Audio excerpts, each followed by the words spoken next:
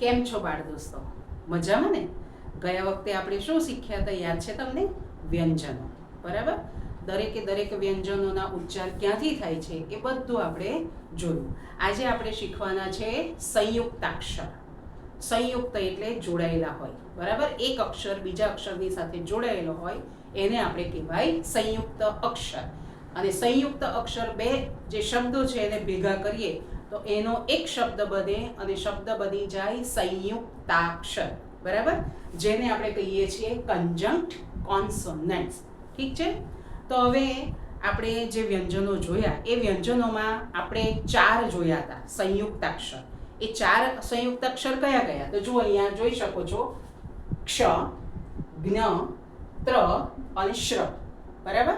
આપણે જોયા હતા કે ક, ખ, ગ આ રીતના આપણે જે જોયા હતા. બરાબર? આ કેવા અક્ષર કહેવાય?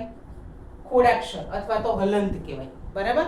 તો આ જે ક્ષ જે છે એ 2 અક્ષરો ભેગા થઈને બનેલો અક્ષર છે. બરાબર? 2 અક્ષરો ભેગા થઈને બનેલો અક્ષર છે ક્ષ. તો હવે ક્ષ જે છે કયા 2 અક્ષરો ભેગા થઈને બનેલો છે? તો ક, ખોડો ક અથવા તો હલંત ક વત્તા હલંત શ. અને એમાં ઉમેરાયો છે સ્વર અ એટલે પૂર્ણ બને છે ક્ષ. અને જો અ ન હોય તો કેવું બની જાય? ખોડો બની જાય ક્ષ. સમજાય છે તમને? ખ્યાલ આવે છે? હવે દાખલા તરીકે એક શબ્દ આપું છું તમને. જો અહીંયા ધ્યાન આપજો. ક ક્ષ, કક્ષ, કક્ષ. તો ક્ષ બોલીએ છે ને એની પહેલા એકદમ ન નો ઉચ્ચાર થાય છે ક નો. કક્ષ. અને પછી શ નો ઉચ્ચાર થાય છે. ખ્યાલ આવે છે તમને? એટલે ક અને શ ભેગા થઈને બને છે ક્ષ. બરાબર? એવા આપણે બીજા શબ્દ જોઈએ તો અ ક્ષ, દ ક્ષ, ર ક્ષ ક. સમજાય છે તમને?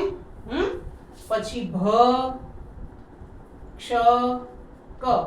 બીજો અક્ષર આપું તો ક્ષ મા, ર ક્ષા. છે ને? તો હવે કેટલા બધા શબ્દો છે.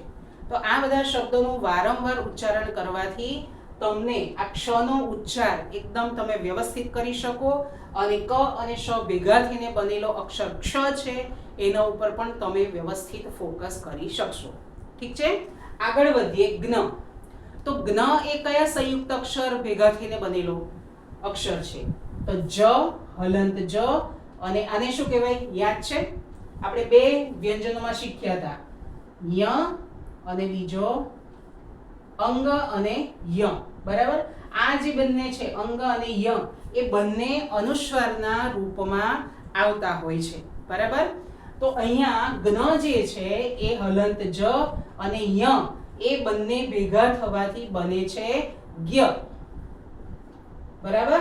પણ એની અંદર અ ઉમેરીએ છે ત્યારે એ આખો પૂર્ણ અક્ષર બને છે જ્ઞ. બરાબર? જો એની અંદર સ્વર ના ઉમેરીએ તો એ અડધો બને. બરાબર? હલંત બને. સમજાય છે તમને? હવે એના ઉપરથી બીજા શબ્દો આપણે જોઈએ. બરાબર? ધ્યાન આપજો બરાબર. દાખલા તરીકે અગ્ન, અગ્ન. બરાબર છે? બીજો છે યજ્ઞ. સમજાય છે તમને? પછી જ્ઞાન. જુઓ, પહેલો અક્ષર કયો છે? પહેલો શબ્દ કયો છે? અગ્ન. બીજો છે યજ્ઞ. ત્રીજો છે જ્ઞાન. ચોથો છે જ્ઞાની. જ્ઞાની. બરાબર છે? સમજાય છે તમને? ત્રીજો છે અજ્ઞાન. આગળનો શબ્દ જોઈએ તો અજ્ઞાન. એના ઉપરથી બને છે અજ્ઞાની. સમજાયું?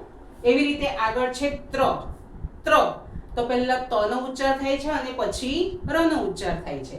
તો અડધો ત એટલે કે ખોડો ત અથવા તો હલંત ત વત્તા હલંત ર.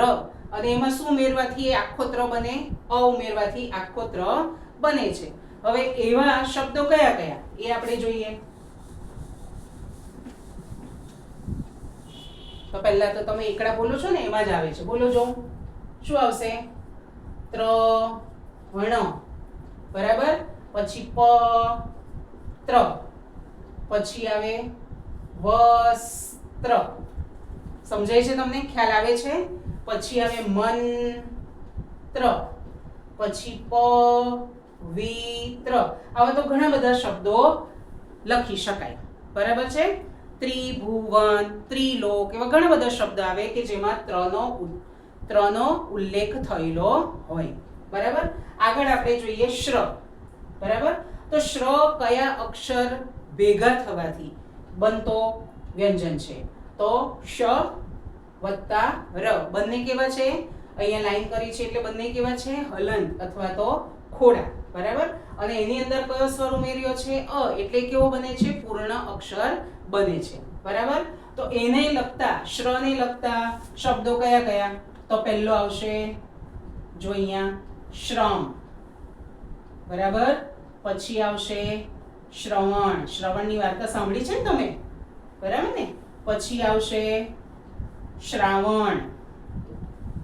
બરાબર છે? પછી આવશે શ્રદ્ધા. બરાબર? પછી આવશે શ્રાદ્ધ. શ્રાદ્ધ. બરાબર છે? તો આ બધા શબ્દો કેવા છે? આમાં જે શ્ર છે આ બધા શબ્દો કેવા છે? સંયુક્ત અક્ષર છે. કેવા છે? સંયુક્ત અક્ષર. હવે અહીંયા બીજો પણ જુઓ, દ અને ધ જોડ્યો છે. અહીંયા પણ દ અને ધ. તો આ દ અને ધ છે એ પણ સંયુક્ત અક્ષર કહેવાય. હવે તો જ્યાં જ્યાં જોડાક્ષર આવે એ મોટા ભાગના આ જ રીતે સંયુક્ત અક્ષર કહેવાતા હોય છે. ખ્યાલ આવ્યો? દાખલા તરીકે સ્તવન, તો સ અને ત જોડેલો છે. બરાબર? તો આ પણ સંયુક્ત અક્ષર કહી શકાય. તો બરાબર ધ્યાનથી ફરી પાછું જોવા પ્રયત્ન કરજો વિડીયો. બરાબર છે? અને જો તમને આ વ્યવસ્થિત સંયુક્ત અક્ષર સમજાઈ ગયા હોય તો વિડીયો જે આ ચેનલ છે વિદ્યા પ્રકાશમ એને લાઈક કરો, શેર કરો, સબસ્ક્રાઈબ કરો. અને બીજી વાત, હા, ગયા વખતે જે આપણે વ્યંજનો જોયા તો એ વ્યંજનોને ઉલ્લેખતી આખી જે વ્યંજનોના સ્વર અને વ્યંજન ભેગા થવાથી જે 12 અક્ષરની જે 12 અક્ષરી બને છે. બરાબર? એ 12 અક્ષરીના એક માત્રા પ્રમાણે શબ્દો અને નાના નાના એકમો, ચેપ્ટર, પાઠ, બરાબર, એ મેં બનાવ્યા છે. જે નીચે જે ડિસ્ક્રિપ્શન બોક્સ છે એની અંદર લિંક મૂકવામાં આવી છે. તો ત્યાંથી તમે ડાઉનલોડ કરીને બાળકો માટે વધુ પ્રેક્ટિસ માટે એનો ઉપયોગ કરી શકો છો. બરાબર? આવજો.